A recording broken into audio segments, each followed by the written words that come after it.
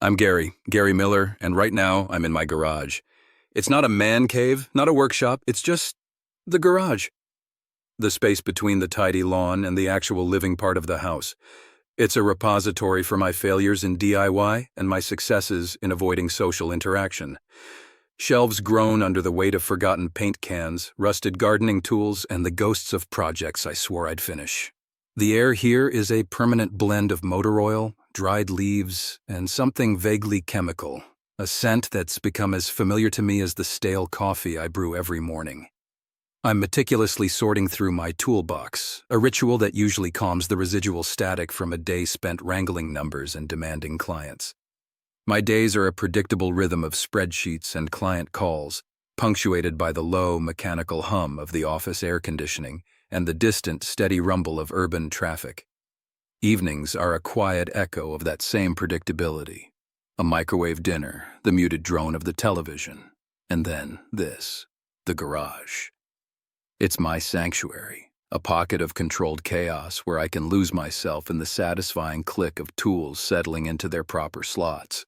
The faint smell of dust motes dancing in the single overhead bulb, the cool, smooth feel of metal against my fingertips. It's a world away from the fluorescent glare of my office.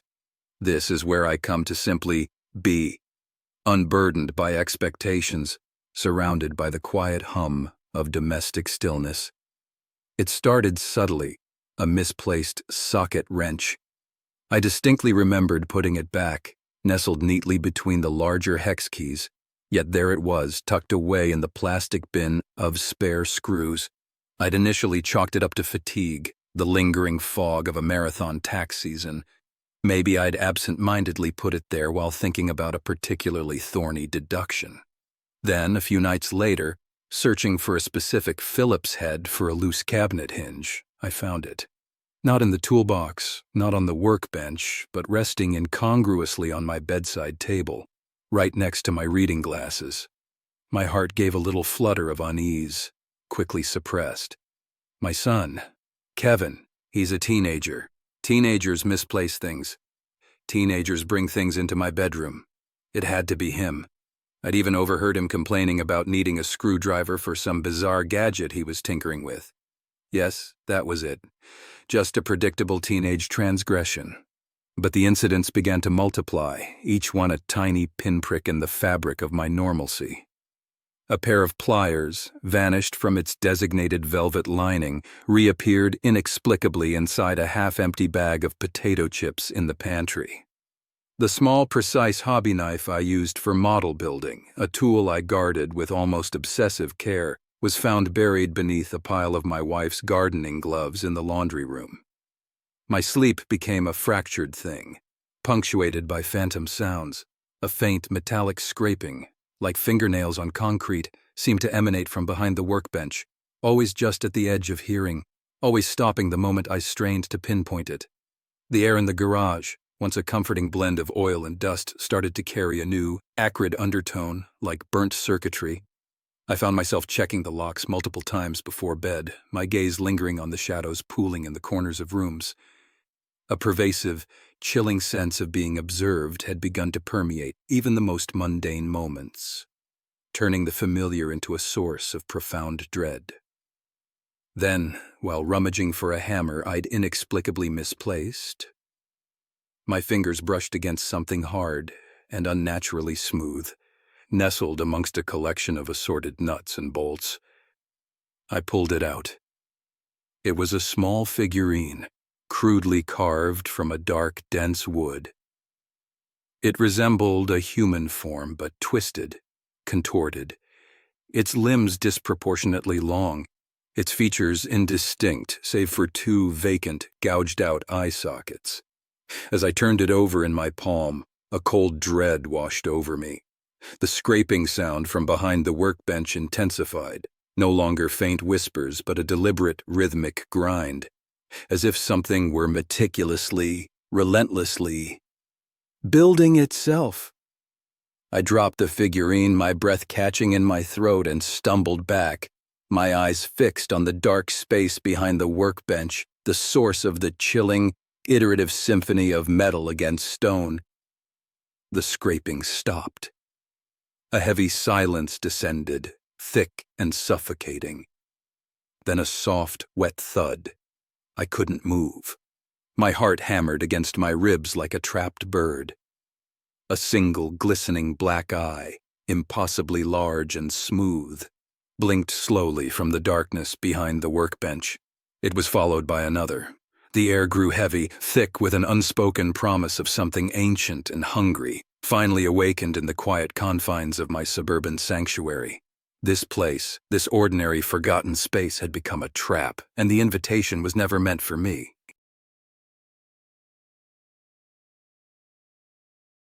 I'm Mark, and I'm staring at a pile of damp, gray towels, the kind that cling to your skin with a clammy chill, even when they're supposed to be clean. My fingers, slick with residual fabric softener, trace the rough weave of a bath towel. It's nearing 2 in the morning, a time I've carefully carved out for myself amidst the digital chaos of my days. As a software developer, my world exists in lines of code and the relentless glow of monitors, a life lived largely behind a screen. This late-night laundry ritual, tucked away in the bowels of my apartment building, is my quiet rebellion against the crowds, a sanctuary of sorts. The air in here is thick, a cloying mixture of industrial-grade detergent and the ghost of fabric softener perpetually warm and humid from the churning machinery. The fluorescent tubes overhead buzz with a tired, incessant drone, painting everything in a sickly, washed-out light that seems to leach the color from the world. A few scuffed plastic chairs stand sentinel around a bulletin board plastered with faded flyers and forgotten notices, silent witnesses to countless cycles of washing and drying. My routine is as predictable as the sunrise, though far less welcome. I'd meticulously sorted my clothes earlier, separating the whites from the colors, the heavy-duty towels from the delicate synthetics. The rhythmic thrum of the washing machine I'd chosen, one of the older, more robust models, was a familiar lullaby. I'd even taken the time to wipe down the stainless steel drum with a damp cloth, a small, unnecessary act of fastidiousness that brought a sliver of comfort. The distant, muted rumble of city traffic was a constant, almost subliminal presence, a reminder of the world outside this humid, sterile box. The low, mechanical sigh of the building's ancient ventilation system was another, a breath drawn in and expelled with agonizing slowness. I could smell the faint, lingering aroma of stale coffee from a previous tenant, mingling with the sharp, clean scent of the detergent I'd poured. It was the smell of normalcy, of tasks completed, of a life lived within predictable parameters. The first time it happened, I dismissed it as absent-mindedness. I'd pulled my load of darks from the washer, a tangled mass of jeans and t-shirts, and noticed a small, almost insignificant addition. A single child's sock, a faded blue with a cartoon character I didn't recognize, lay nestled amongst my socks. It was smudged with something dark, almost like dirt, but I'd chalked it up to a stray from another basket, a common enough occurrence in a shared laundry space. Perhaps it had fallen in during the transfer. Yes, that was it, a simple accident. I'd even nudged it with my toe, intending to toss it into the lost and found bin. But then I'd gotten distracted by a particularly stubborn stain on my favorite hoodie. My mind, accustomed to the logical pathways of code, struggled to entertain any other possibility. It was just a sock, a misplaced sock. But then it happened again. And again. Each time a new, unsettling artifact would appear. A scrap of worn, cream-colored lace, delicate and oddly placed against the rough denim of my jeans. A tiny, tarnished brass button, the kind you might find on an antique coat, resting on the lint trap of the dryer. These weren't just random strays anymore. They felt deliberate, almost personal. I started experimenting, trying different machines, different times of the night. I'd even started timing my loads, arriving precisely when I thought the room would be empty. Yet the unwelcome additions persisted, growing more disturbing with each cycle. One night, the faint, almost imperceptible sound of choked sobbing seemed to emanate from the dryer I'd just loaded. I froze, straining my ears. It was faint, a thin, reedy sound, like a child weeping. But the dryer was empty, save for my clothes. My heart began to hammer against my ribs, a frantic, irregular rhythm. I yanked open the door. Silence. The sobbing ceased as abruptly as it had begun. But my clothes were no longer just damp. They were strewn with dozens of tiny, sharp, broken glass fragments glittering menacingly under the harsh fluorescent light. The silence that followed was more terrifying than the sobbing. My breath hitched in my throat, a ragged, desperate sound. My hands, still trembling, reached for the glass shards, recoiling as they pricked my fingertips. It wasn't just a prank. It was something else, something insidious. I felt a cold dread, a primal terror seep into my bones. The familiar hum of the machines now sounded like a guttural whisper, the warm, humid air suddenly suffocating. I backed away, my eyes darting around the room, searching for a rational explanation, finding none. The glass, the sock, the lace, the button. They were pieces of a narrative I couldn't comprehend, woven into the fabric of my mundane existence. This place, this common ground, has become a trap. Be careful where you shed your burdens. Some things, once added, can never be removed.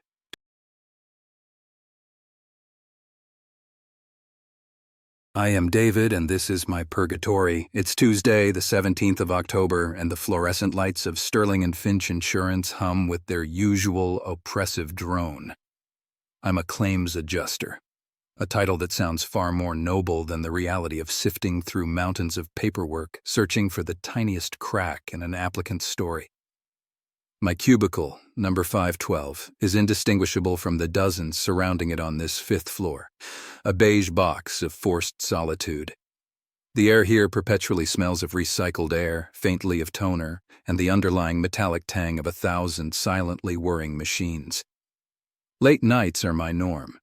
The quiet is when I can actually concentrate, when the distant chirping of unanswered phones and the muffled echoes of conversations from across the vast floor finally recede, leaving me in this manufactured stillness. My days bleed into one another, a procession of claimant statements and policy clauses. I'd arrive, the automatic doors hissing a welcome, and make my way to my designated cell. The routine was a comfort, a predictable rhythm in the chaotic symphony of human misfortune I processed daily. The soft click of my ergonomic chair as I settled in, the gentle whir of my monitor booting up, the faint, almost imperceptible scent of the miniature plastic-leafed succulent that sat stubbornly on the corner of my desk, a futile attempt by management to inject life into this sterile environment. The constant low thrum of the building's HVAC system was a lullaby of sorts, a predictable soundscape that usually faded into the background, as did the distant rhythmic tapping of keyboards from the few other souls who chose to linger. The click of my own mouse, the rustle of paper, the sigh I'd occasionally let out. These were the sounds of my existence. It started subtly. A few weeks ago, I noticed my stapler wasn't quite in its usual spot.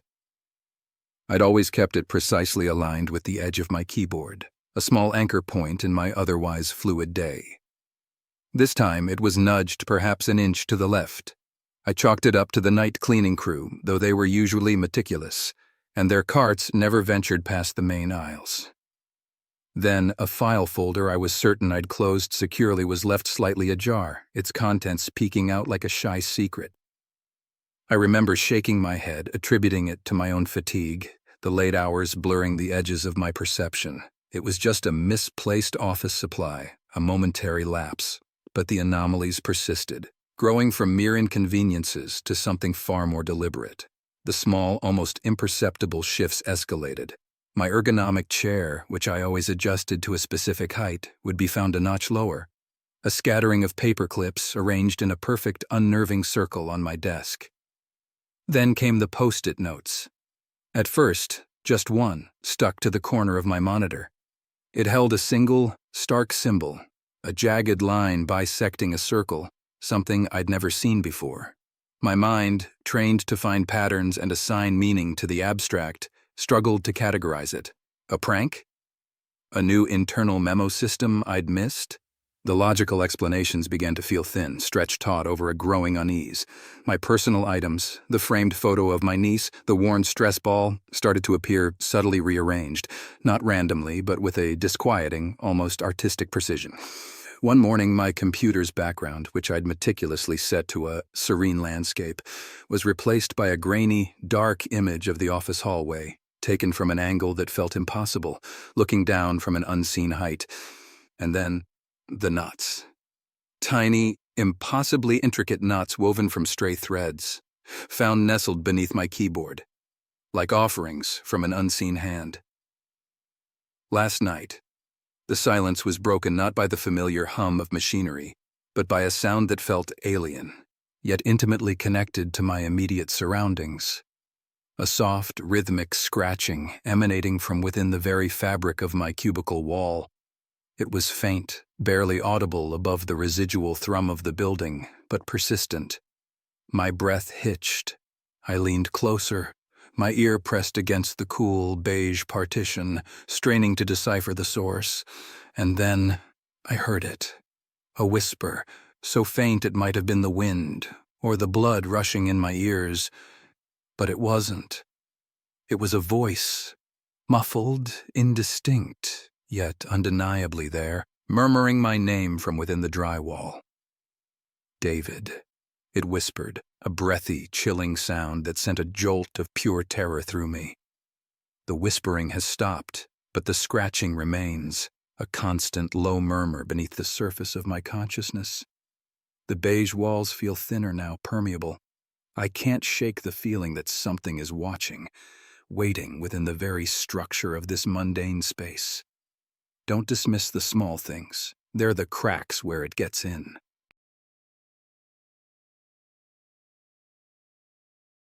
My breath still catches in my throat, a phantom ache of exertion and something far more chilling. I am Robert, a man whose life is meticulously catalogued by lesson plans and the rhythmic cadence of his own footsteps. My days are spent dissecting the rise and fall of empires for impressionable minds, a profession that demands order and logic. This evening, like so many before it, finds me striding down Elmwood Drive. The familiar, comforting drone of my own breathing a counterpoint to the quiet hum of suburban twilight. The streetlights, staggered at precise intervals, cast elongated, inky fingers across the manicured lawns of houses that seem to have been stamped from the same mold. Each is a two-story monument to sameness, their windows dark and uncommunicative. I like this predictability. It's the ballast against the chaos I teach about. My route is a ritual, a necessary decompression. After hours spent wrestling with student essays, the cool evening air and the steady exertion of my run are a balm. The houses blur into a monotonous, comforting tapestry. Muted brickwork, tidy flower beds, the occasional porch light casting a warm, inviting pool onto the darkening asphalt. There's a faint, persistent scent of cut grass and distant wood smoke, scents that speak of domesticity and routine. The only sounds are the whisper of my shoes on the pavement and the occasional muffled bark of a dog from behind a closed door, sounds that only serve to emphasize the general quiet, the enforced stillness of this particular pocket of the world. It's a place where lives are lived behind closed doors, where the outside world is kept at a polite, functional distance. Then, about 6 weeks ago, my gaze snagged on number 17. It was unremarkable, truly. Identical to its neighbors, save for one detail. A single window on the second floor, always open just a sliver. It didn't matter if the air was crisp with autumn chill or heavy with the promise of rain. That window remained ajar. At first, I dismissed it as an oversight, a homeowner's forgetfulness, but the consistency was odd. Then, as I passed it night after night, a subtle shift occurred in my perception. A shadow, deeper than the surrounding gloom, began to coalesce within that narrow opening. It was indistinct, a smudge of darkness, but it was always there, in the same spot, like a stain that refused to be scrubbed away. My mind, trained to find patterns in history, began to search for one here, a logical explanation for this persistent anomaly, but found none. The true disquiet began a fortnight ago. As I rounded the familiar bend in the road, a sound, so faint it was almost swallowed by the rustle of unseen leaves, drifted from the open window of number 17. It was a low, reedy whistling, a simple repetitive melody that my mind couldn't quite grasp, yet it burrowed into my consciousness with an unsettling familiarity. It was a tune that evoked a primal dread, a feeling of being exposed, of something ancient and unseen stirring in the quiet dark. I tried to shake it off, attributing it to the wind, to the creak of an old house, but the notes lingered, a phantom echo in the hollow space behind my ears, a melody that promised no solace, only a creeping, inexplicable fear. Last night, the ritual was broken. As I approached number 17, the window was not merely cracked open, it was a gaping maw of darkness, and within that void, something undeniably present stared back. A pale, unblinking eye, the color of diluted milk, was fixed directly on me, its gaze piercing the twilight, holding me captive for a breathless moment. It was an eye that saw, an eye that knew, an eye that held no warmth, no recognition, only an ancient, chilling awareness. My lungs seized, my legs felt like lead. The familiar street, the comforting predictability, dissolved into a landscape of pure, unadulterated terror. The whistling returned, louder now, a taunting, discordant symphony that seemed to emanate from the very air around me. I don't run anymore. I sit here in the sterile light of my study, the history books a cruel irony. The window of number 17 is wide open now, a black rectangle against the night. I can feel it. I can feel the gaze, a physical weight pressing against my back. It's not just a window. It's an invitation. It's the mundane turned monstrous. The ordinary house, now a mouth agape. Don't look too closely at the houses on your street. Don't let the quiet lull you. Some doors are meant to stay shut.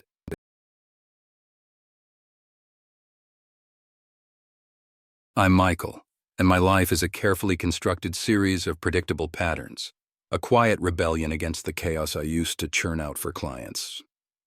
As a freelance graphic designer, my days are spent wrestling with pixels and client revisions, a solitary existence punctuated by the need for sustenance.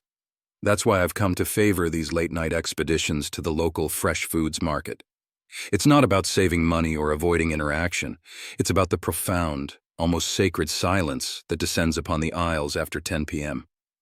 The fluorescent lights, usually a harsh glare, soften to a gentle hum, illuminating rows of familiar packaging in a way that feels almost intimate.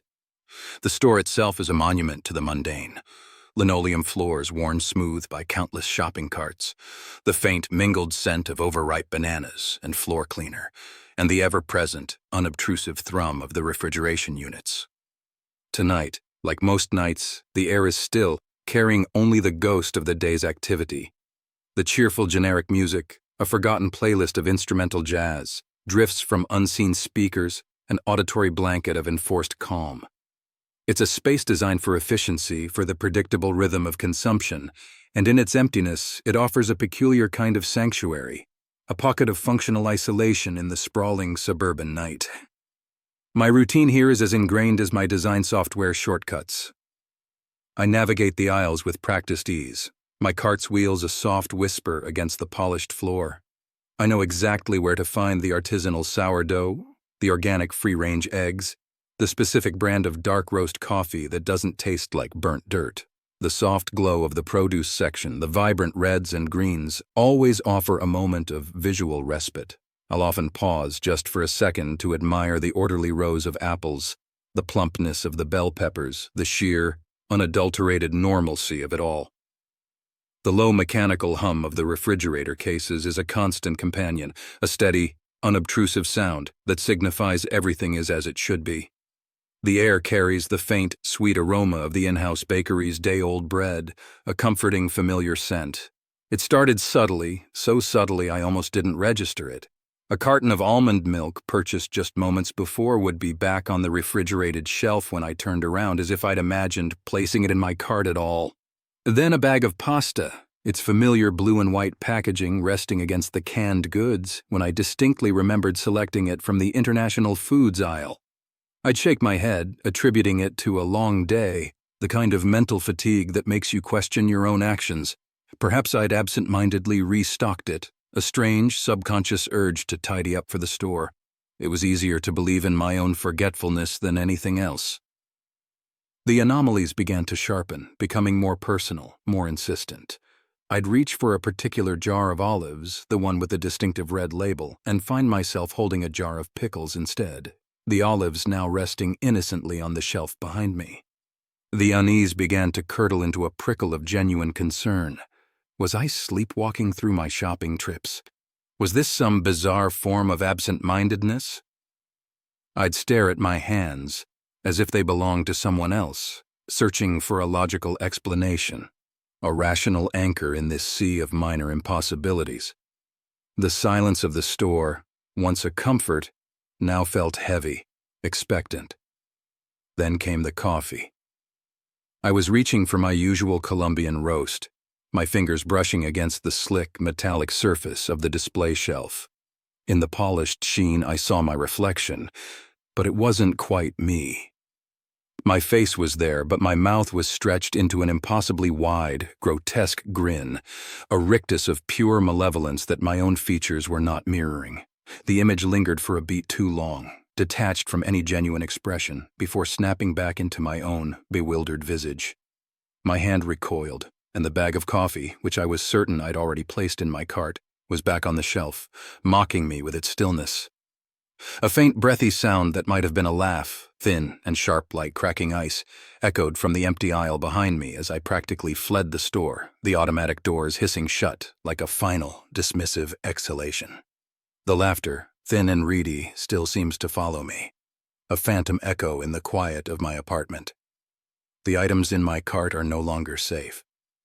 The store, my sanctuary, has become a stage for a silent, unsettling play where I am the unwilling protagonist. The mundane has curdled, and I am left with a dread that clings to me like the scent of stale coffee, a chilling reminder that even the most ordinary places can harbor the most extraordinary terrors. Beware the quiet aisles, the predictable shelves, for they may be watching you, waiting for you to look away.